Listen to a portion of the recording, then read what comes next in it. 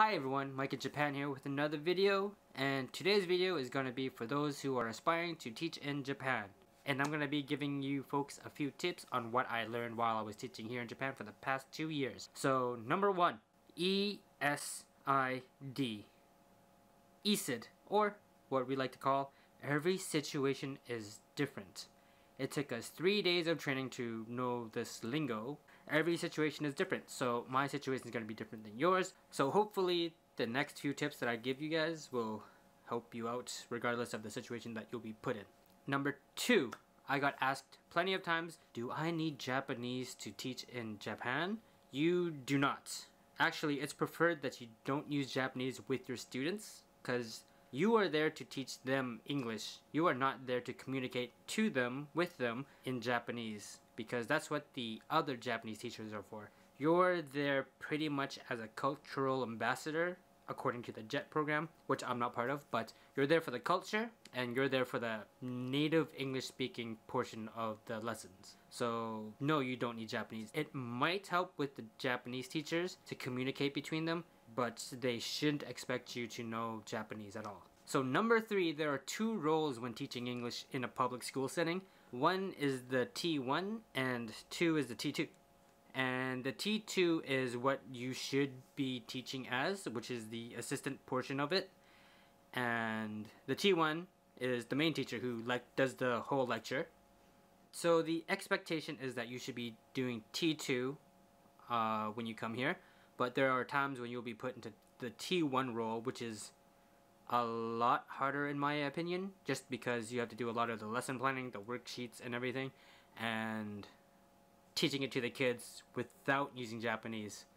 And some might find it hard, some might find it better, but for me, T2 is easier because I'm better at being a support kind of teacher. And being a support means walking around the classroom, assisting any students, and making sure their grammar is correct, their spelling is correct, and making sure they know what they're doing during the class. Number 4, so as a public school ALT, you'll find yourself with a lot of free time usually. Out of the 6 classes per day that they have, I probably teach 4 to 5 classes, and then I'll have 1 or 2 or 3 periods during the day where I just have time. So what I should be doing is marking assignments, prepping for the next class next week or whatever, and then which doesn't take that much time for me, but at first it did. And then after you'll have a lot of time. So what I would recommend doing in your free time is either studying Japanese. Again, you don't need to know Japanese, but it'd help with communicating and learning about more games and stuff. So what you can do if you're really bored is ask the homeroom teachers if you can participate in their classroom.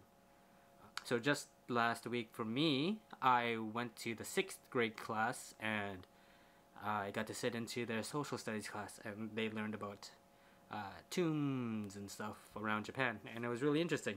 But pretty sure I fell asleep during that class because it was all done in Japanese. But no, it's quite fun because then you can learn more about your students, and that goes on to my next point, is number 5. And getting to know your students' hobbies and habits is very important when teaching English here, because if you don't have their same hobbies, if you don't know their habits, it's kind of hard to get along with them. And that's a really big, important part of teaching English here, or just maybe teaching in general.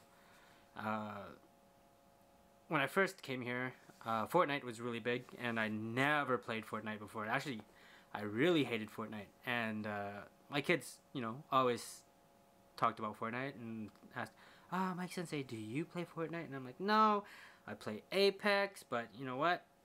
I'll give Fortnite a try. And then once I told my students I played Fortnite, they're all like, oh, did you play this season? What level are you? Like, oh, are you good? Let's be friends. But of course, being friends with the students is no. And funny enough, this year all students stopped playing Fortnite and switched over to Apex, and I haven't played Apex in a long time. That's for the boys, and then the girls, they all like TikTok and K-pop. So I tell them I like BTS and Twice, and they're like, I like that too. So it's nice to get along with the students like that. They like to open up once they find out what your hobbies are, so that's good. As for number 6, kids really love playing games during class. So I recommend finding a way to make education entertainment. And just this year, my school got a bunch of Chromebooks, and we've been using a lot of websites for games and stuff to incorporate into our classes. And it's a learning process, but the kids really enjoy it.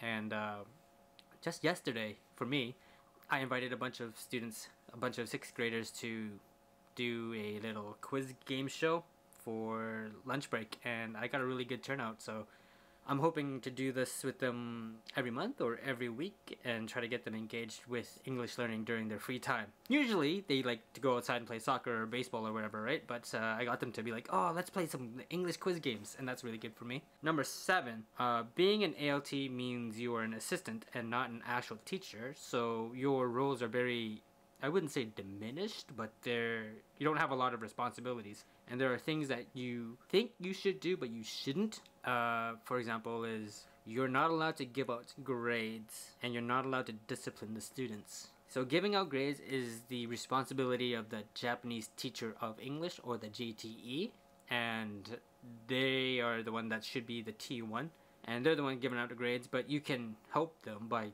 marking the assignments and whatnot. But giving out official grades is no. Point 2 of that is disciplining. You're not allowed to discipline the students, so don't do it. If you get upset, keep it inside. I don't know how to phrase that any other way. You're not allowed to discipline the students. One more point I forgot. So point 3, you are not allowed to be in the classroom alone with the students. Reason behind this is you're not certified as a teacher in Japan. So I think the rule is if you're not certified as a teacher in Japan, you're not allowed to be the adult, the only adult in the classroom. So if the teacher that you're with kind of runs away from you during the class, that shouldn't be allowed. It happens a lot, but it shouldn't be allowed. So that's it for this list. If you folks have any questions about being an ALT in Japan or just living in Japan, leave a comment and I'll look it over and hopefully do another video list like this sometime. I'm thinking doing a life in Japan kind of list. So leave any comments down below and I'll give it a read later and reply to it. And if you like videos like this, please feel free to like and subscribe.